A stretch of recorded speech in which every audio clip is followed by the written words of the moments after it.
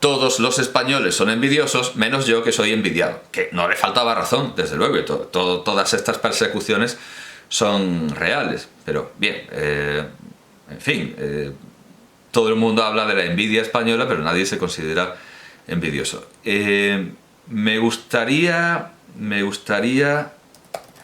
leer algo que me parece bastante brillante de Menéndez Pidal, por el que no siento especial simpatía, pero yo reconozco todos sus aciertos. Que nadie considere que estoy inficionado de la envidia, ¿no? Yo he hablado muchas veces mal de Pidal y de sus reglas, que tienen más excepciones que reglas, y su nacionalismo, pero cuando estoy de acuerdo con él con entusiasmo. Bueno, pues acerca de la envidia cita Fernando Díaz Plaja a Menéndez Pidal. La falta de presiones en nuestra curva histórica, en los puntos suspensivos, es un pasaje extractado por Díaz Plaja, hay partes que faltan. La falta de presiones en nuestra curva histórica suele estar de parte del ilustre que desprecia a la masa y que repele o envidie al otro ilustre. Cada individuo destacado envidia la empresa de su semejante, no quiere coadyuvar a ella, sino usurparla o arruinarla. Pasión muy humana, es cierto, pero demasiado española. Bueno, dice Díaz Plaja, se refiere el patriarca de las letras españolas al Cid, pero igualmente podríamos considerar que así como Ibn Hutton habla del sabio pensando en él, aquí Menéndez Pidal habla de estas empresas intelectuales truncadas por la envidia pensando en las investigaciones de letras. Esto era algo que decía mucho José Guillermo García Valdecasas, que en el ámbito científico hace falta mucha gente, los artículos los firman 50 investigadores, siempre hace falta gente en el laboratorio, siempre hay espacio para mucha gente. En cambio, el que estudia a Murillo, pues creo que puso ese ejemplo, un catedrático que cogió a alguien por las solapas porque había escrito un artículo sobre Murillo y tuvo que decirle, Murillo es mío. Bueno, en las letras hay mucho menos que hacer. Hay menos trabajo, y aquí se da un mundo en el que todo el mundo se devora por la proteína, todo el mundo incurre en canibalismo por la proteína, es como un caldo de cultivo en el que hay unas bacterias y pocos nutrientes, pues las bacterias se acaban comiendo entre ellas. Y yo creo que esto que dice Menéndez Pidal se puede aplicar perfectamente a los departamentos de letras en contraposición con los departamentos de ciencias. Esto desde luego no es algo muy español, sino que es más bien algo muy de letras y también de arte. Envidiosos los vamos a encontrar en toda la historia. Estoy pensando en el rector Ernesti, que evidentemente envidiaba a Bach, aunque tenía una... Bueno, y ya que hemos hablado de la literatura, pensé también en el Mozart y Salieri de Pushkin, pero ahí no importa tanto la envidia como cierta idea morbosa de cómo se debe crear una obra de arte, porque al final el Salieri de Pushkin piensa en una leyenda sobre Miguel Ángel, de que comió... Calmémonos, hay tiempo para decir todo lo que tengo que decir, no tengo por qué montarme sobre las sílabas. La leyenda de que Miguel Ángel cometió un asesinato para tomar al muerto como modelo y hacer una gran obra, un gran Cristo. Sin embargo, cuando Schaeffer, el dramaturgo británico, toma la misma historia de Pushkin, lo convierte, sí, en una historia sobre la envidia. Es el motor, siendo la misma historia y viniendo de Pushkin, viniendo igualmente de Pushkin. Curiosamente, los ingleses, según ese estudio, son los menos envidiosos, pero a Schaeffer la historia rusa le hace pensar en envidia y lo desarrolla de esa manera. Bien, pues no quería dejar de citar esto. Es cierto que bueno, y algo importantísimo, ya que hablábamos de Galdós, algo que explica fantásticamente bien,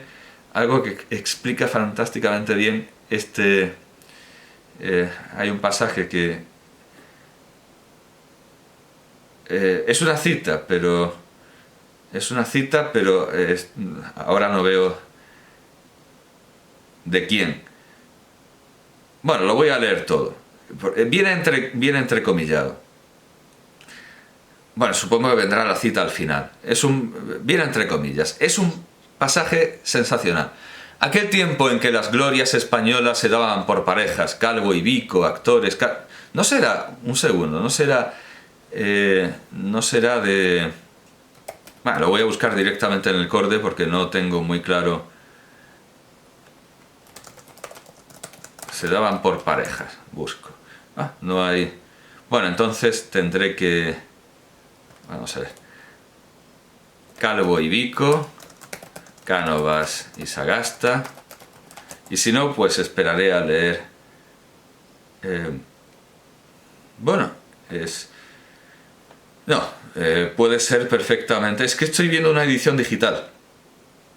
Entonces puede ser... Bueno, ahora mismo no sé de dónde ha sacado esto.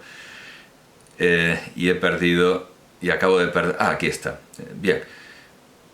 Bueno, voy a leer antes, por si la cita viene antes. No. No, es algo que viene entre comillas, pero no sé de quién es la cita. Voy a ir al final. Ah, sí, vale. Bien, de Ramón Pérez de Ayala, del libro Política y Toros, de Ramón Pérez de Ayala. Es un pasaje magníficamente seleccionado por Fernando Díaz Plaja. Bien, Ramón Pérez de Ayala. Aquel tiempo en que las glorias españolas se daban por parejas, Calvo y Vico, actores, Cánovas y Sagasta, políticos, Castelar y Salmerón, oradores, Galdós y Pereda, novelistas. Entiéndase bien esta pequeña circunstancia. La necesidad de emulación era el rasgo característico de la psicología española de entonces y acaso la de ahora. Los españoles no pueden ponerse de acuerdo.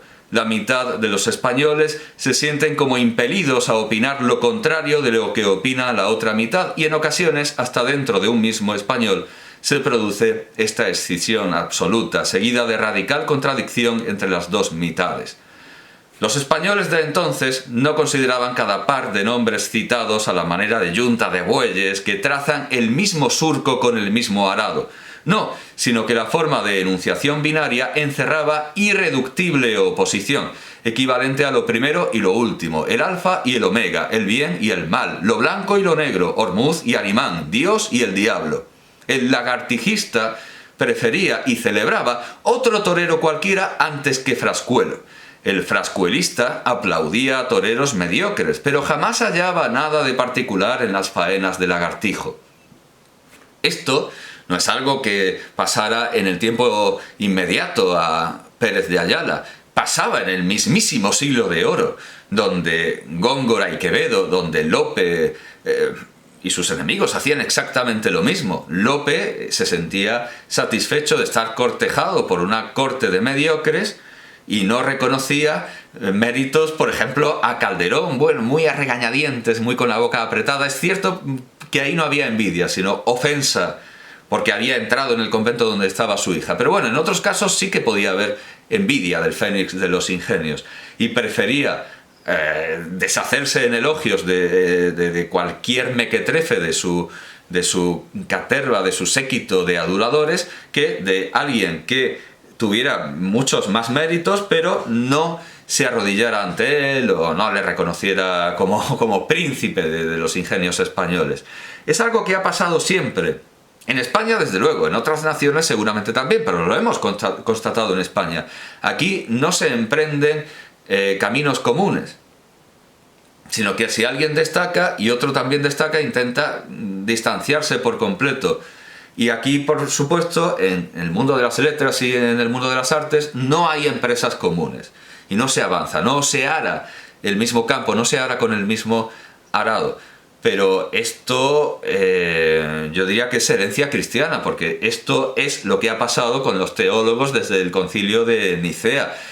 Si hay un teólogo que sea brillante, se intenta anatemizarlo, reducirlo a la herejía, expulsarlo. Es decir, esto yo diría que es herencia cristiana, pero herencia de la gente de letras, herencia de los filósofos, de los teólogos, que tienen este pensamiento. Yo prefiero alabar a cualquier mediocre que me adule frente a este otro genio, este otro talento, que haga lo que haga, yo no voy a decir nunca que ha hecho algo bien.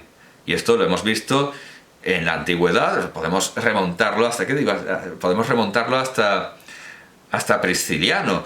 Y desde luego en el siglo de oro se ve, y en el tiempo anterior a Pérez de Ayala se ve, y en el tiempo de Pérez de Ayala no se va a ver si hubo una guerra civil. Dice Pérez de Ayala: el periodista colocaba inmediatamente después de Pereda a todos los escritores, perdón, es una errata, el periodista, no sé cómo puede, si es una mecanización, cómo puede haber una errata, por el dichoso autocorrector. El periodista colocaba, o sea, el seguidor de Pereda, el periodista colocaba inmediatamente después de Pereda a todos los escritores, y Galdós a la cola, y los galdosianos viceversa. En el Congreso se daban de puñetazos canovistas y sagastinos, salmeronianos y castelarinos. En el teatro se iban a las manos los de Vico y los de Calvo, los de Gallarre y los de Massini. En la plaza de toros se denostaban y agredían los de Lagartijo y Frascuelo. Bien, pues esto es algo muy importante. Esta negativa a arar haciendo un esfuerzo común.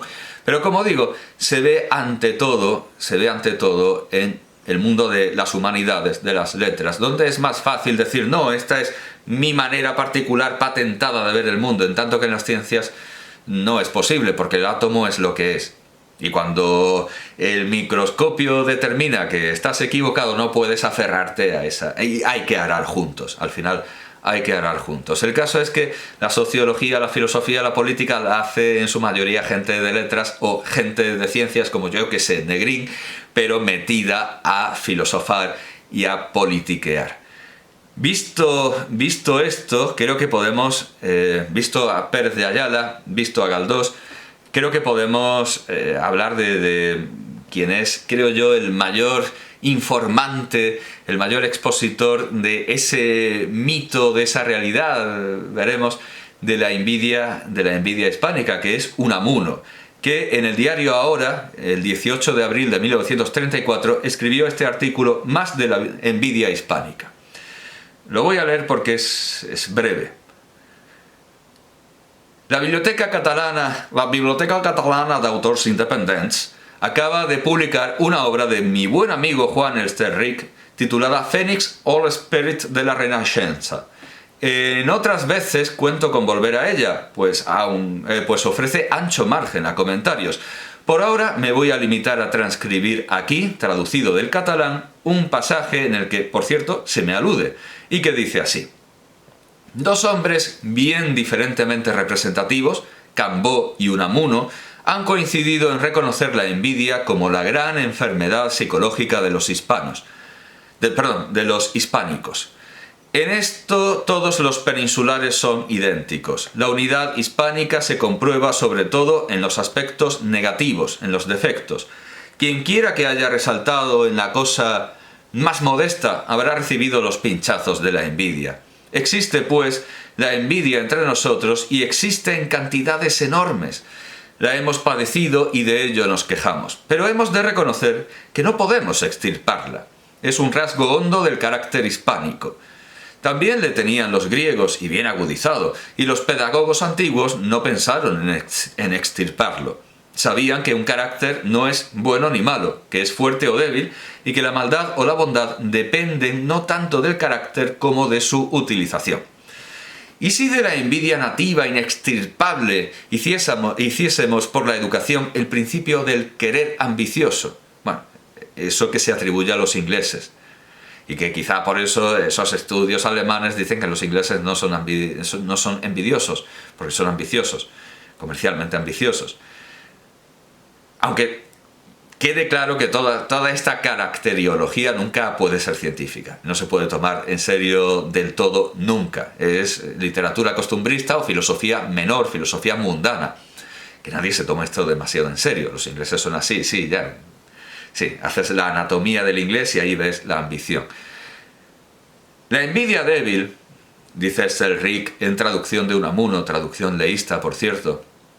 La envidia débil, la envidia triste, la envidia de los impotentes, es la envidia nefasta. El pobre envidioso se consume de pena. ¿Y la envidia fuerte? ¿No podía transformarse en una virtud impulsora? Las sociedades cultas utilizan el egoísmo individual haciéndolo derivar hacia finalidades sociales. Semejante operación puede cumplirse con la envidia fuerte, depurándola de toda bajeza, haciéndola confesable. Entonces la envidia se volvería voluntad de vencer, goce de brillar. Los triunfos individuales serían entonces ofrecidos a la ciudad, las propias coronas a la patria. La gloria hace generosos a los egoístas más aferrados. Así está el Rick, dice Unamuno, estilo indio, iti. Así está el Rick. Y Salvador de Madariaga, por su parte, hablando de ingleses, franceses y españoles, dijo que sus sendos vicios específicos eran la hipocresía, ingleses, hipocresía, la avaricia, franceses, y la envidia, españoles. Aquí en Salamanca me dijo una vez Cambó que la envidia había nacido en Cataluña. O sea, como tiene denominación de origen, tiene el pasaporte catalán, la envidia. Otro recuerdo. Hace más de 45 años asistí en Madrid a una conferencia que daba Pi y Margall sobre don José María Orense, a la misma hora que en otro local hablaba el jefe de otro partido republicano. Y jamás me olvidaré del gesto y tono con que Pi y Margall, alzando el índice de su diestra, dijo con clara vocecita: Orense no conoció la envidia. Y luego me contaba un republicano cómo en 1873 Roque Barcia, que sale tanto en las novelas de Galdós, Roque Barcia le decía a Castelar, señalando a otro caudillo republicano: no te fíes de él, Emilio, que te tiene envidia. Y hace poco hemos oído a un prohombre de esta república acusar a otro de envidioso. Bueno, y lo que quedaba por manifestarse en aquella república de la envidia, si la república dura hasta 1939. Pero ¿para qué vamos a ir señalando anécdotas? El que quiera saber de psicología de la envidia hispánica, que acuda al arsenal de nuestro gran Quevedo. Aunque bueno, claro, mucho más rico es este entremés de los podridos, que nos enseña esa envidia de lo que no es envidiable.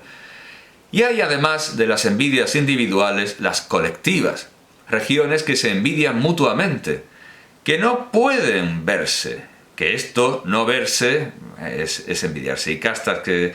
bueno, sí, iba a parar, pero no. Luego habla de las envidias de los griegos y está muy mal visto. Y castas que se envidian. El antisemitismo de los presuntos, supuestos y sedicentes arios, ¿qué es sino envidia? Envidia tapada por un fingido orgullo que oculta la conciencia de un complejo de inferioridad. Y en el fondo de esa salvajería de ir a quemar iglesias o andar a tiros con imágenes como hace poco, ¿qué hay sino envidia? Envidia al sosiego de los creyentes, a su conformidad, a su resignación, al opio que les consuela.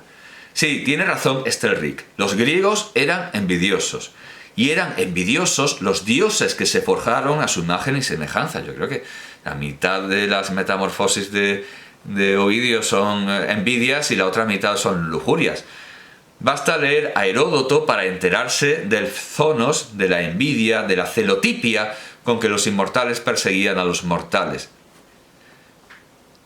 Prototipo de esta envidia de lo que no es envidiable: los inmortales tenían envidia de los mortales, lo cual es absurdo, pero es un refinamiento supremo que se veía en la refinadísima sociedad, civilización y mitología griega y filosofía griega, y que nosotros hemos, sí, no inventado, sino mantenido. El envidiar al inferior, el inmortal que envidia al mortal. Es absurdo, pero se da. Y se da en miles de páginas de la mitología clásica, de la mitología griega. Solo que los griegos, dice Unamuno, los del ostracismo, hicieron de la envidia una de las principales virtudes democráticas. La envidia es acaso la virtud democrática fundamental, la que no se harta de exigir responsabilidades. El pueblo judío, por su parte, pueblo de pastores, inicia su leyenda histórica por el asesinato de Abel, el pastor, por su hermano Caín, el labrador, de cuya sangre surgieron los ciudadanos. Este mito de Caín y Abel no se cansa de repetirlo Antonio Machado como propio de España, pero bueno, al fin y al cabo, nuestras envidias no son sino herencia judeo-cristiana y greco-romana. Pero los que conocemos pueblos de abelitas, de ganaderos, dice Unamuno, sabemos que estos han perseguido por envidia a los hortelanos. Claro, los hortelanos lo tienen mucho más fácil, son sedentarios, viven cómodamente, plantan, recogen y ya está, mientras que los pastores tienen que estar ahí por los peñascos y los... Evidentemente la Biblia da cuenta de una envidia, pero no de la envidia de Caín, el agricultor, porque Dios le hacía más caso a Abel, que le daba sangre a Dios y a Dios le gustaba la sangre, sino la envidia de los pastores que tuvieron que inventarse que Dios estaba de su lado para poder manifestar esa envidia terrible que tenían contra los agricultores. Tal aquí en España, dice Unamuno, se hizo con los moriscos, y la expulsión de los judíos, que habían dejado ya de ser pastores de ganados para ser pastores de ganancias monedadas, que, dice, no fue obra también de envidia. Y no digo de envidia ariana, porque no sé qué es eso de arios, ni lo saben esos pobres racistas mentecatos de la cruz ganchuda.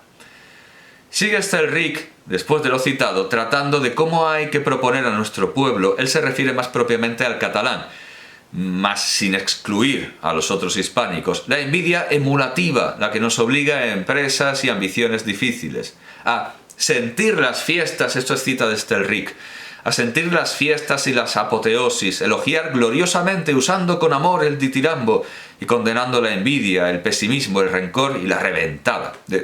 Fernando Díaz Plaja, volviendo a Galdós, dice que aquí cuando se alaba a alguien enseguida aparece el famoso tío Paco con sus rebajas, o se empieza elogiando diciendo reconozco que a regañadientes me cuesta hacerlo. Y luego habla de humanistas y de modernistas. Más de esto nosotros otra vez. Ahora me sentía empujado a inquirir si esta República Democrática ha depurado o no la virtud democrática de la envidia, si eran malamente envidiosas ciertas llamadas defensas. Pero recuerdo lo de Trotsky, de que hay que echar fuera de los rangos proletarios, como a la peste, a los pesimistas y a los escépticos. Y dice, lo mismo decía don Alfonso, y claro, yo no sé a qué Alfonso debo reconocerlo, no sé a qué don Alfonso se refiere, porque solo puede ser o don Alfonso XIII o Alfonso García Valdecasas, o no sé qué otros más Alfonsos hay en esta república. Y como se me ha acusado tanto de pesimista y de escéptico, y recuerda ese evocador, y cómo se me ha acusado tanto de pesimista y de escéptico. Bien, este artículo de Unamuno es imitadísimo, y casi todo el mundo que trata de la envidia en España se refiere a Unamuno. Juan Eslava Galán en El Mundo publicó en 2017 una serie sobre los 7 pecados capitales, al estilo de Díaz Plaja, y el pecado de la envidia se titula así: Envidia, carcoma de virtudes, que es una cita de Unamuno. Ella define a España como ningún otro pecado.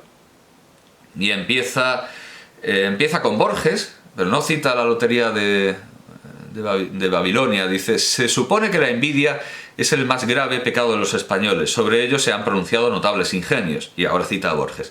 Siempre están pensando en la envidia, escribe Jorge Luis Borges. Para decir que algo es bueno dicen, es envidiable.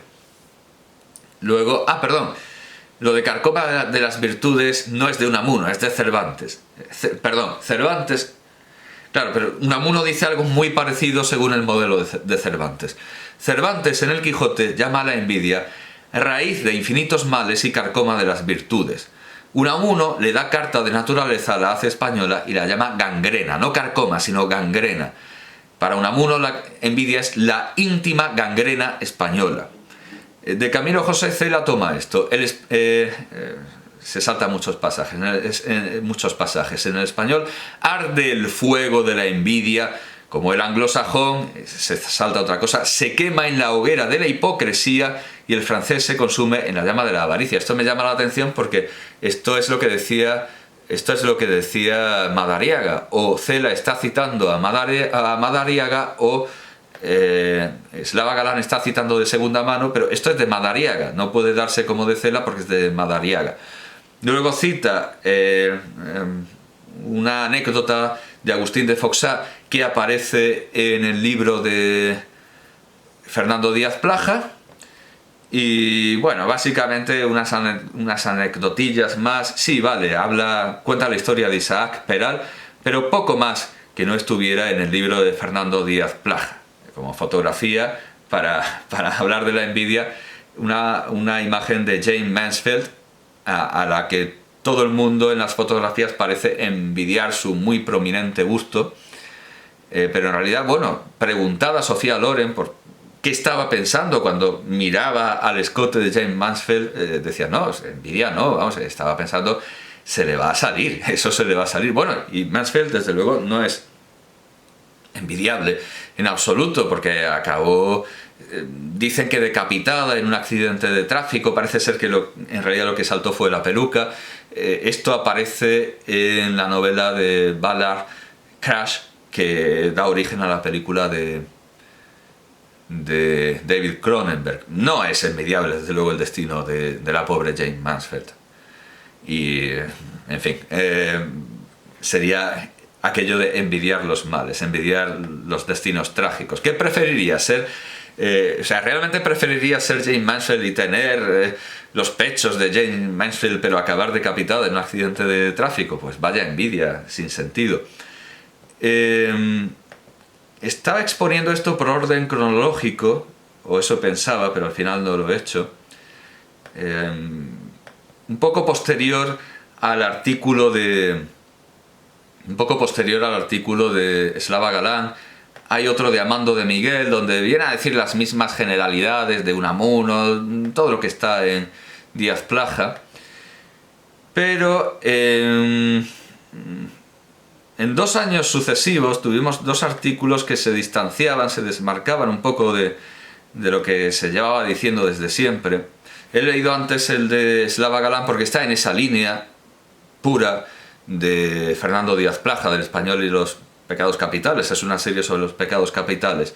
Pero quizás el que más se desmarca de esta tradición de todos los españoles son envidiosos, lo dice un español, fue Rafael Sánchez Ferlosio, que en El País, el 20 de junio de 1980, publicó un artículo llamado El mito de la envidia, que dice así: me produce sonrojo mencionar ciertas vulgaridades, pero me aguantaré.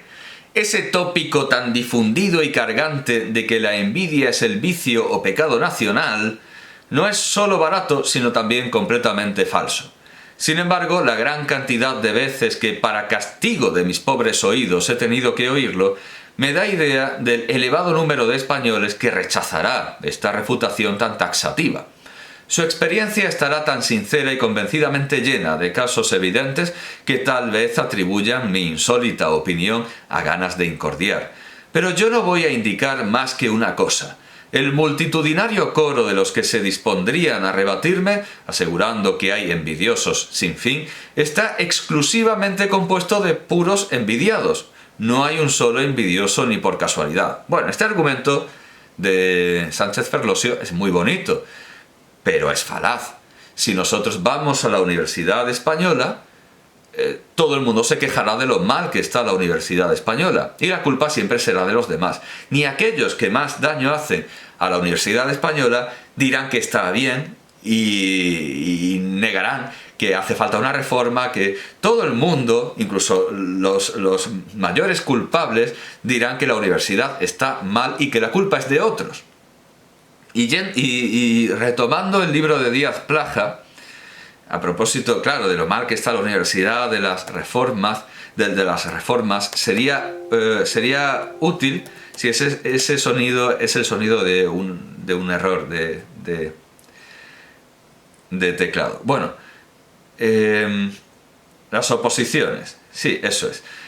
Dice Díaz Plaja, Fernando Díaz Plaja, muchas enemistades españolas han nacido tras la injusticia cometida contra el perdedor de unas oposiciones. A veces pienso si ese sistema, al parecer totalmente absurdo, no obedece a cierta habilidad por parte del Estado español, que al echar a reñir a los ciudadanos entre sí quiere evitar que se unan contra él. No hay que añadir que muchas de esas injusticias son ciertas y han sido hechas por razones políticas. Habla de las oposiciones en otras ocasiones. Aquí está, dice, igualmente, en el caso de las oposiciones españolas a cátedra, todos están convencidos de que son absurdas. Todos los españoles creen que los españoles son envidiosos. Todos los universitarios creen que la universidad